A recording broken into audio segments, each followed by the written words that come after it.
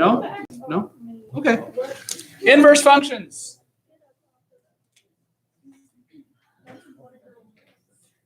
Okay. This, I'm going to start you off with a little bit of an introduction here. All right, Sean, can you put that away? Thank you. So I'm going to put a couple numbers in here. 2, I don't know, how about 5, maybe 7. Just picked a couple random numbers. This is a set of numbers, and then a function is something that maps a set of numbers onto a different set of numbers. Okay. So let's say 2 mapped to 4, 5 mapped to 10, 7 mapped to 14. You can make a pretty reasonable guess as to what that function is. So I can represent it like this. F is the function that does this mapping, and I could write like, well, these could be like the x values, and these would be like the y values. So I could say, well, you can't know for sure, but that's a pretty reasonable guess for what the function is, right? Okay, so then, what do you think the inverse does? If f goes from here to here, It goes from there. it reverses it. So f inverse would send 4 to 2, it would send 10 to 5, and it would send 14 back to 7. The way you write that is f with a little -1.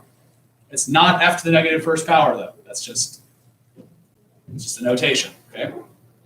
So, this is getting a little ahead of ourselves, but it's nothing too crazy. What do you think the inverse function is? What's a function that turns 4 into 2, 10 into 5, and 14 into 7?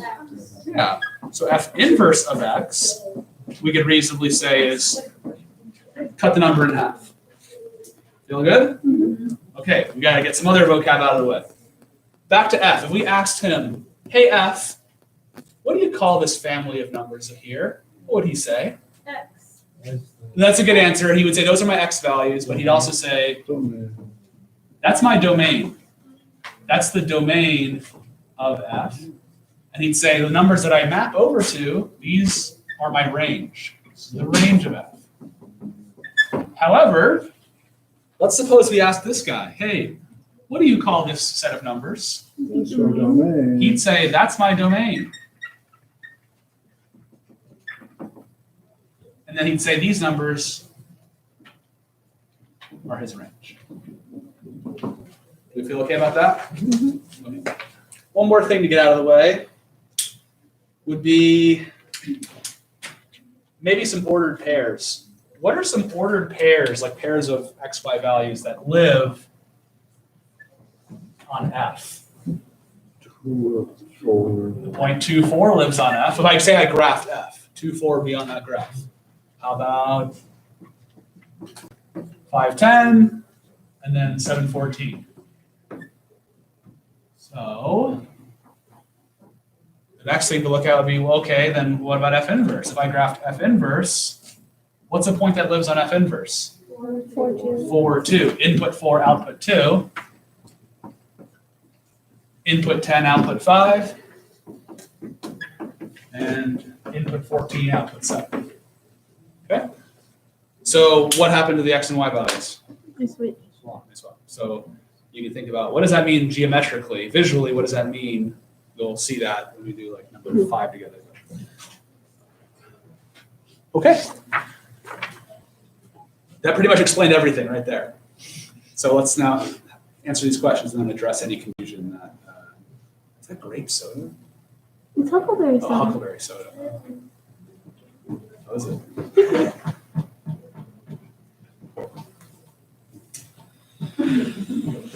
Anyway, now here's the thing. This function might have had its own name. It might have been called g, for example. So you could have two functions, one named f, one named g, and they're inverses of each other. Okay. All right. So if f and g are inverses and f of 2 is 8, then what's g of 8? 2. 2. You okay about that? Mm-hmm. So for the first question, if that doesn't sit well with you yet, all we're talking about is, so let me erase all this stuff. We're moving on to new things. The first question is just saying, suppose that f and g are inverses, meaning g is the inverse of f and f is the inverse of g. Okay. So the phrase or the statement, we write f of 2 equals 8. This is one way to write it. Another way to write that is the point 2, 8 lives on the graph of f, right? The graph of y equals f of x contains that point. Or you might say, well, in my domain, the number 2 lives there. And what does f do? F maps 2 over to 8. So what does the inverse do? It says g is the inverse of f, so g maps 8 back to 2. Okay? Pretty straightforward, right? So f might, so for example, f might be a quadrupling function, and g would be a divide by 4 function. Or maybe f was an add 6 function. If f was an add 6 function, what is g? Subtract 6 function. Okay. Okay. Who thinks they know the answer to 2?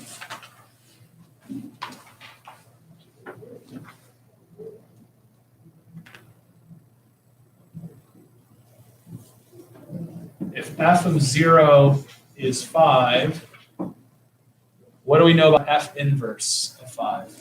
It's going to be equal to 0. We all feel okay about that? You sure? Likewise, if g of 2 is 7, what's g inverse of 7? 2.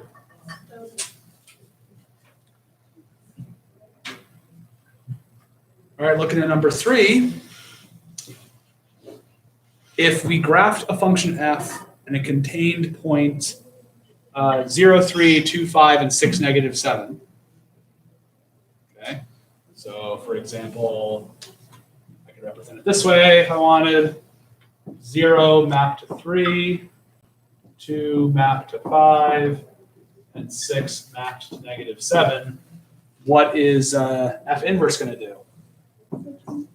Okay, so f inverse is going to contain, what's the first point I might write down?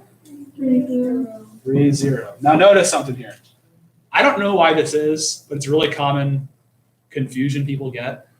People are always trying to like turn this into like turn it into like a negative 3. But that's not the case, right? You just swap the x and the y value. Nothing gets turned opposite, okay? What else do we have? 5, 2, and negative 7, 6. All right. How about 4? It's a pretty abstract question. It just says, suppose f and g are 2 inverses of each other, inverse functions, and we know the domain and range of f. What's going to happen when we want to talk about g, the inverse function? They're going to swap domains and ranges. Very good.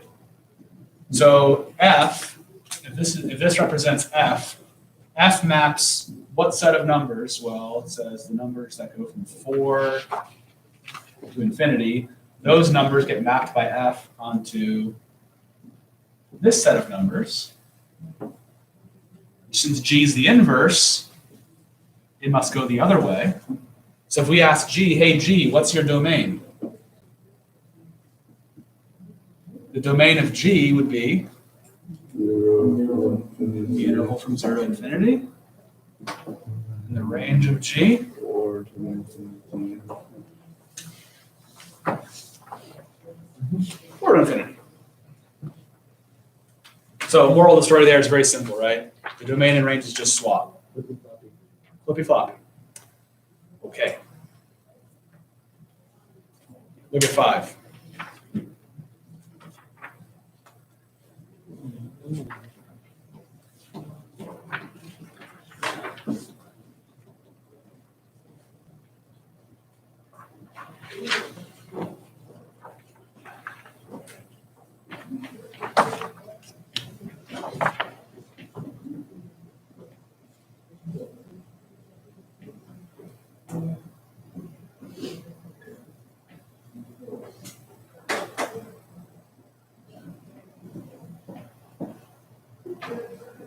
Okay, so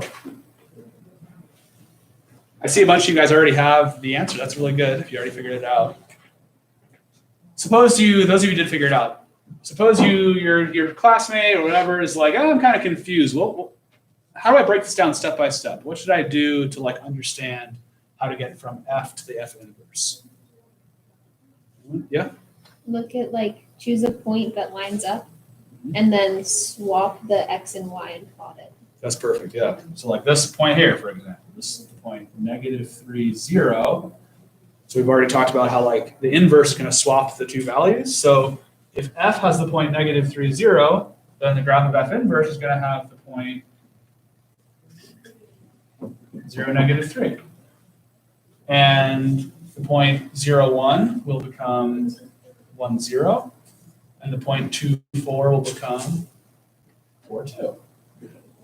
So now, here's the fun question. What is that? What? A reflection across the Y. So it's a reflection, we know that. Where's the mirror? X equals Y. Yeah. I guess you could call it an axis and get away with it. This is a line. So you have x-axis, y-axis. This is a line. Notice every point on this line is like 1, 1, 2, 2, 3, 3. It's the line y equals x. I hope it makes sense that like if every xy pair is getting turned into a swapping of the x and the y like this, then it stands to reason that that corresponds to a reflection over the line of y equals x. I hope that makes some intuitive sense. Okay, so that is a reflection. Great, so now if you see a function, you don't have to, I mean, it's definitely good to go point by point, it keeps you precise. But if you just see some wriggly function, you can at least in your head instantly visualize just flipping it over that line, and that's going to be your what your inverse will look like. That also can clue you into something. Does every function have an inverse function? No. We'll get into that later, but you can think with this idea, there are certain functions that if you flip them over this line, they would cease to be a function. They'd have multiple y values for a single x value. That's not a function. All right, guys, I'm going to skip forward and just cover the very last thing so I can keep my millions of Twitch fans happy. Get lots of gifted subs and stuff. Mr. Chardy. Look at 9. What, Zarita? So this is uncharted territory. Oh, good one. That's Lamal.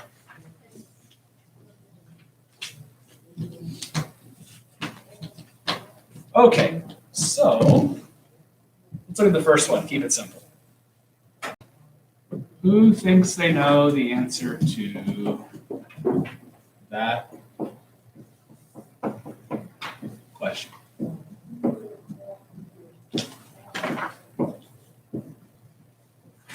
Anyone?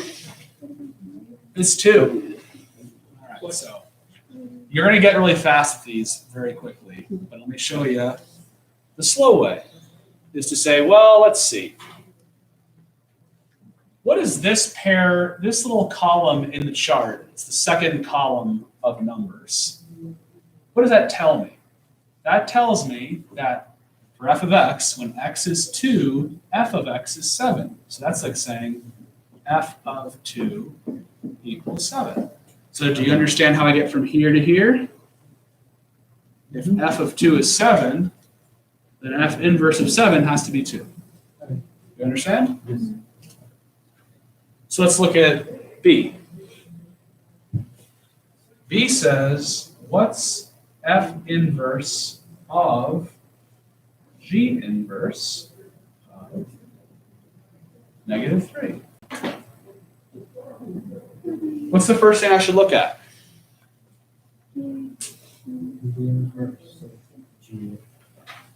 What it is when it's Yeah, I should be like, well, what's that, first of all? What is that? What's g inverse of -3? It is 0. Are there any questions on how I'm getting a 0?